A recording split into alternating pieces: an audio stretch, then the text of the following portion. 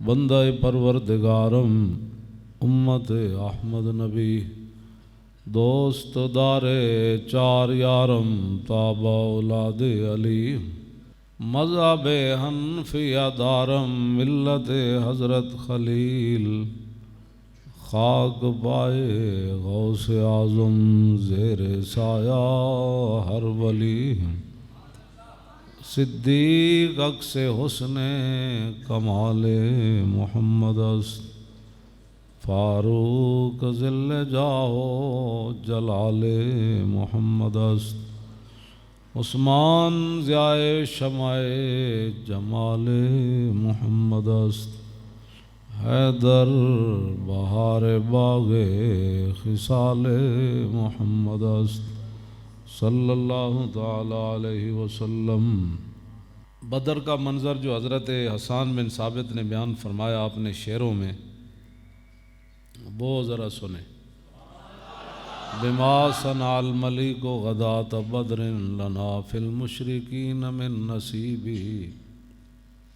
غداۃ کأن جمعهم حراء بدت ارکانہ فی جنح الغیوب فوافیناہم منا بجمع کاسد الغاب مردان وشیبی امام محمد قد آزروه علی الاعداء فی لفح الحروب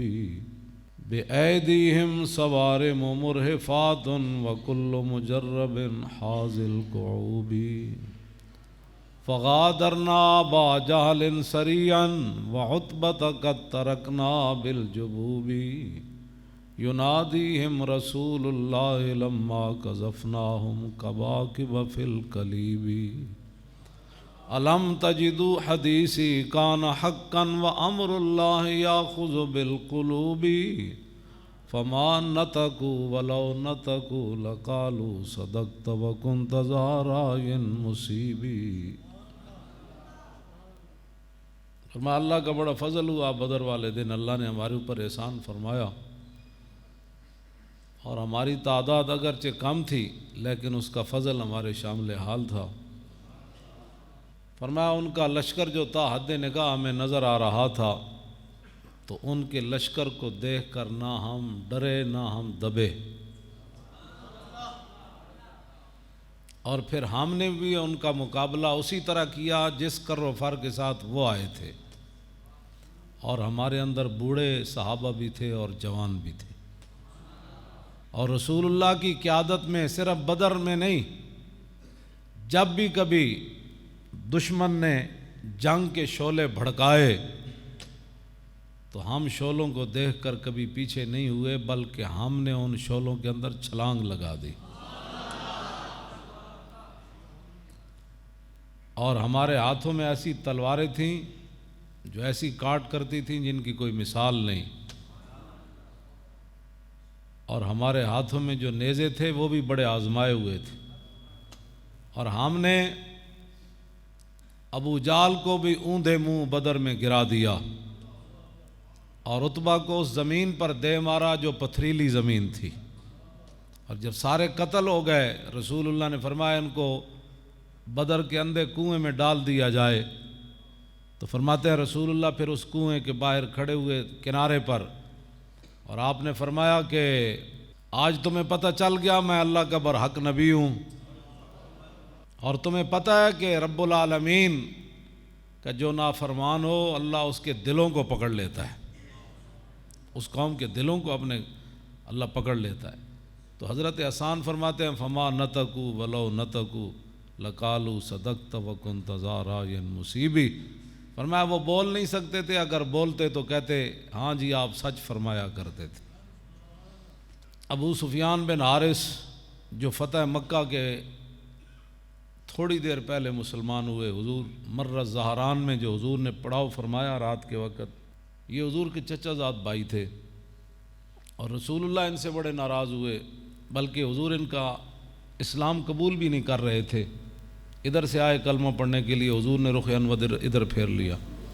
جب ادھر سے آئے تو حضور نے ادھر پھیر لیا، اور قریب تھا کہ صحابہ کی تلواریں اٹھ کھڑی ہوتی۔ انہوں نے پھر ام سلمہ ام المومنین حضرت ام سلمہ رضی اللہ تعالی عنہا سے جا کر عرض کی کہ آج سب کو معافی ہو رہی ہے، میرے لیے کوئی معافی نہیں، آپ میری سفارش کریں رسول اللہ سے۔ انہوں نے سفارش کی تو رسول اللہ نے ان کو بلایا۔ آپ نے فرمایا کہ میرا تو آپ کے سامنے بچپن بھی گزرا، پھر میری جوانی بھی گزری، تو نے کیوں انکار کیا تھا؟ کوئی اور کرتا تو پھر ہوتا۔ بس انہوں نے سر جھکا لیا، حضور نے پھر ان کا اسلام قبول کر لیا۔ لیکن محدثین نے لکھا کہ پھر اس کے بعد 2 سال ہی حضور ظاہری دنیا میں جلوہ گر رہے، تو اس شرمندگی کی وجہ سے 2 سال کے اندر پھر ایک مرتبہ بھی نگاہ اٹھا کر حضور کا چہرہ نہیں دیکھا۔ جب بھی حضور کے سامنے جاتے تو شرمندگی سے اپنی نگاہیں نیچی کر لیتے تھے۔ ابو سفیان بن حارث، اور پھر انہوں نے غزوہ حنین کے موقع پر جب صحابہ کے دلوں میں یہ خیال آیا کہ آج تو ہم بڑی تعداد میں ہیں، وہ قرآن مجید نے واقعہ پورا اس کا نقل کیا، تو جب رسول اللہ ادھر جا رہے تھے، آگے ہاتھی تھے، گھوڑے تھے، حضور جنگ کے لیے جا رہے تھے، اور حضور خود نعرہ بھی لگا رہے تھے، انا النبی لا کذب انا ابن عبد المطلب۔ حضور سفید خچر پر سوار تھے اور حضور تنے تن آ جا رہے تھے اس طرف، تو حضرت عباس سامنے آئے۔ یہ بھی اسوہ حسنہ بیان کرو نا جی، کہ ہزاروں کا لشکر ہو تو رسول اللہ تنہا بھی فرماتے ہیں جس نبی کے خلاف تم آئے ہو نا میں ہی ہوں، آؤ۔ چکا چک خنجر سے آتی صدا، اعلیٰ حضرت نے اسی طرف اشارہ کیا، چکا چک خنجر سے آتی صدا، مصطفیٰ تیری سہولت پہ لاکھوں سلام۔ حضور آپ کی تلوار سے جو آواز آئی نا، ہاں جی، چکا چک خنجر سے آتی صدا، حضور تو آڑی بہادری ہوتے لکھاں سلام ہو۔